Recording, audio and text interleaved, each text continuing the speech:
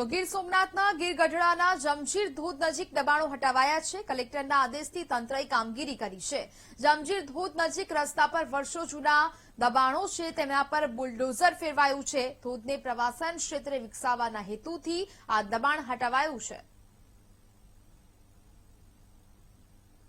ગીર સોમનાથ જિલ્લાનો અતિ પ્રખ્યાત બનેલા જમશીરના ધોધના જે રસ્તો હતો તેની બંને સાઈડ દબાણ હતું। હાલ જિલ્લા કલેક્ટરના આદેશ બાદ જે દબાણ દૂર કરવાની કામગીરી છે તે હાથ ધરવામાં આવી છે। ખાસ કરીને ગીરગઢડા મામલતદારની ટીમને આદેશ બાદ જે સમગ્ર જે આખો જે વિસ્તાર છે, જે રસ્તો છે તે રસ્તાને હાલ ફોલો કરવામાં આવી રહ્યો છે। જે જમશીરના ધોધ સુધી જતો જે રસ્તો હતો ત્યાં અતિ પ્રમાણમાં પેશકદમી થઈ હતી। ખેડૂતો અને આસપાસના જે વાડી વિસ્તારના જે લોકો હતા તેના દ્વારા પોતે ખાસ કરીને કાચું બાંધકામ પણ કરવામાં આવ્યું હતું, ત્યારે આજે જિલ્લા કલેક્ટરની ટીમ દ્વારા જે તમામ બાંધકામ છે તેને પણ તોડી નાખવામાં આવ્યું છે અને રસ્તો પહોળો કરવાની કામગીરી હાથ ધરવામાં આવી છે।